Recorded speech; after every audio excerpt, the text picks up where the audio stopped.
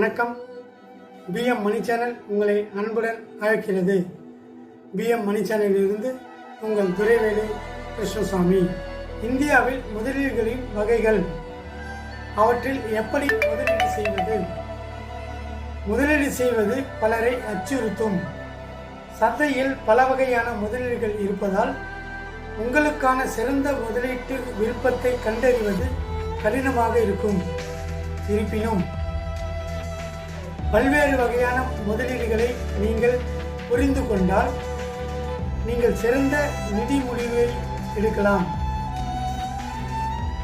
மேலும் கவலைப்படாமல் இந்தியாவில் உள்ள முதலீடுகளின் வகைகளையும் அவற்றில் முதலீடு செய்வது எப்படி என்பதையும் ஆராய்வோம். தொடர்ந்து இந்த பதிவை கடைசி வரை பாருங்கள். சப்ஸ்கிரைப் பண்ணாதவங்க சப்ஸ்கிரைப் பண்ணிக்கோங்க. முதலீடு என்றால் என்ன? முதலீடு என்பது ஒரு குறிப்பிட்ட காலத்திற்கு ஒரு சொத்து மற்றும் பங்குகள் போன்றவற்றை பணத்தை கூட்டுவது என வரையறுக்கப்படுகிறது.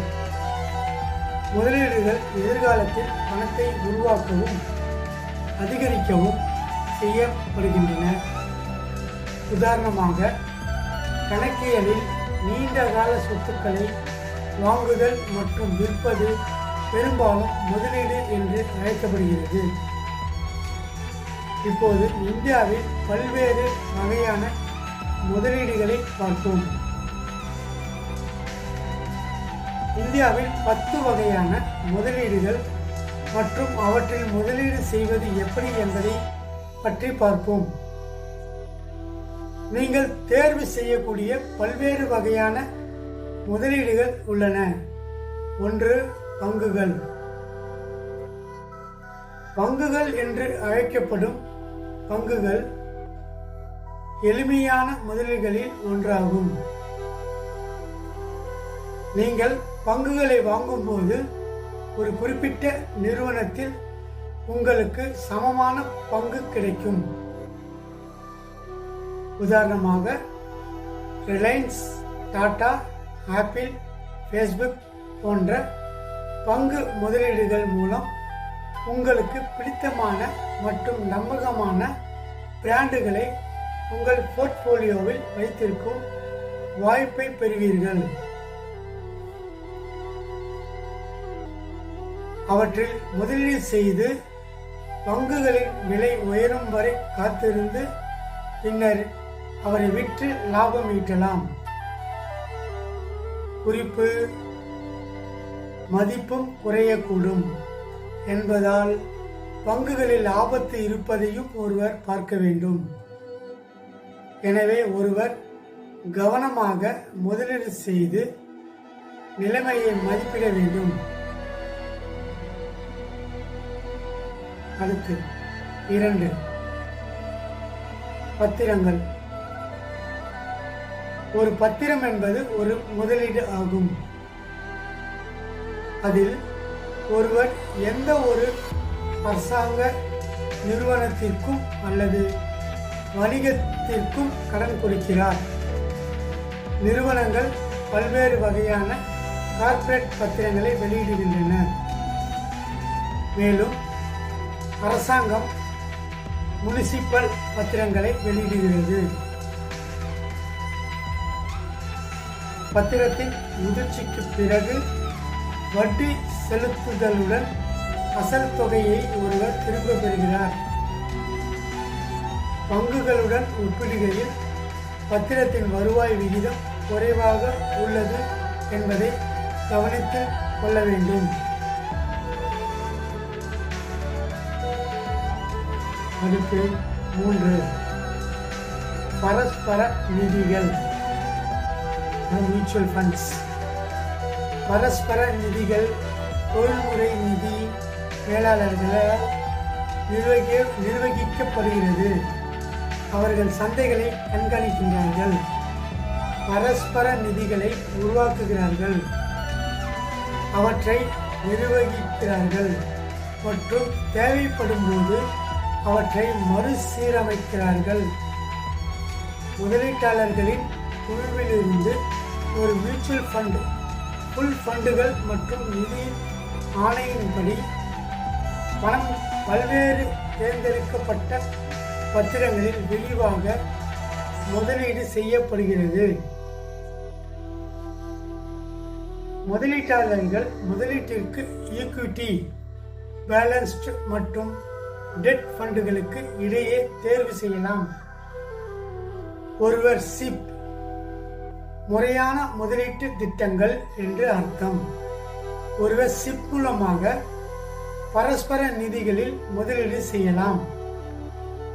பரஸ்பர நிதிகளில் முதலீடு செய்ய ஒருவருக்கு டிமேட் கணக்கு அவசியம் இல்லை.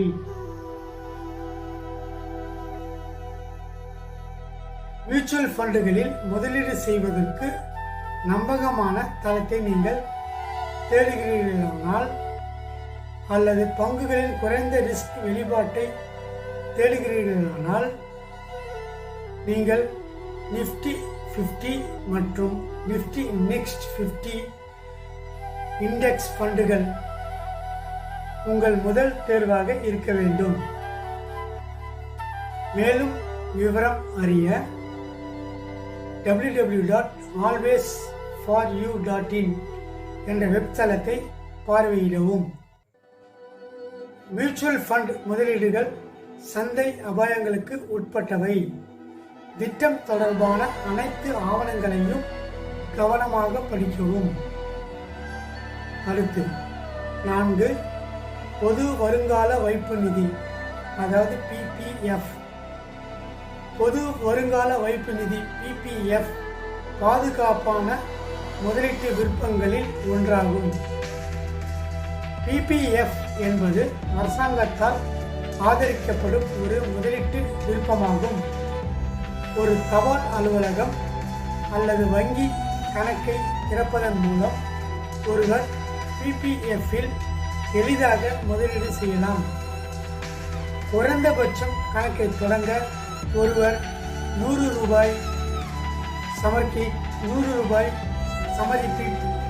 சமர்ப்பிக்க வேண்டும். இந்த முதலீட்டு விருப்பம் 15 வருட லாக்கின் காலத்துடன் வருகிறது.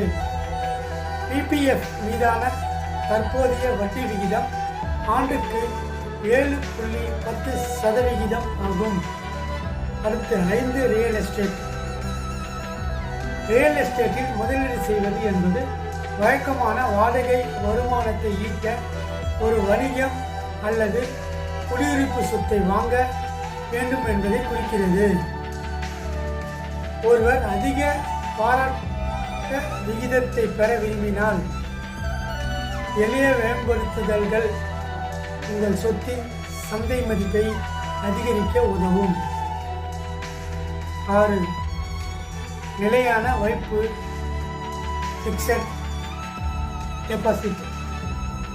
வங்கிகள் மற்றும் வங்கி அல்லாத நிறுவனங்கள் நிலையான வைப்புகளை, அதாவது FDs வழங்குகின்றன. பல்வேறு வகையான முதலீடுகளில் நிலையான வைப்பு தொகை உங்கள் நிதியை வளர்ப்பதற்கான பாதுகாப்பான விருப்பங்களில் ஒன்றாகும். இங்கே கவனிக்க வேண்டிய ஒன்று என்னவென்றால்,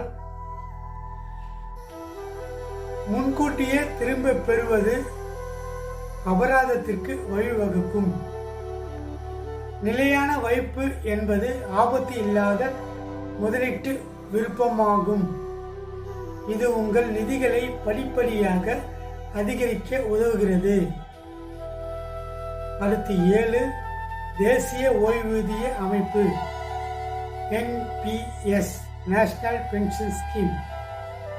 தேசிய ஓய்வூதிய அமைப்பு NPS நீண்ட கால சேமிப்பில் கவனம் செலுத்துகிறது. இது உங்கள் ஓய்வு ஊதிய திட்டத்திற்கு ஒரு சிறந்த கூடுதலாகும். அரசாங்கமும் இந்த முதலீட்டு விருப்பத்தை ஆதரிக்கிறது. மக்கள் பங்கு வைப்பு தொகை பத்திரங்கள், நிதிகள் போன்ற பல்வேறு விருப்பங்களில் முதலீடு செய்யலாம். ஒருவர் அசல் தொகையுடன் வரி சலுகைகளையும் பெற வேண்டுமானால் மேலும் ஒருவர் 60 வயது வரை முதலீடு செய்யலாம். 8. வருங்கால வைப்பு நிதி PF. வருங்கால வைப்பு நிதி PF என்பது குறிப்பிடத்தக்க ஓய்வூதிய நிதியாகும். இது எதிர்காலத்திற்கான பாதுகாப்பாக வைக்கப்படுகிறது. இது ஒரு நிறுவனத்தில் பணிபுரியும் போது ஒரு ஊழியர் செய்யும் மொத்த சேமிப்பாகும். வேலையின் முடிவில் அல்லது அவசர காலத்தின் போது சேமிப்பை திரும்ப பெறலாம்.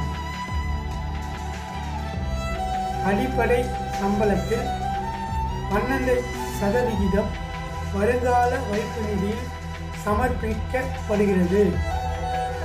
இந்த இந்தியாவில் முதலீட்டு செய்து லாபம் ஈட்டக்கூடிய சிறந்த முதலீடுகள் இவை. இப்போது முதலீடுகள் செய்வதற்கு முன் மனதில் கொள்ள வேண்டிய விஷயங்களை பார்ப்போம்.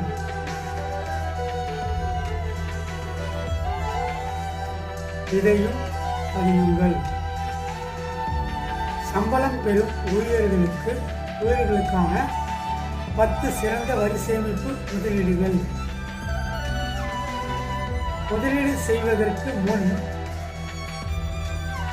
மனதில் கொள்ள வேண்டியவை.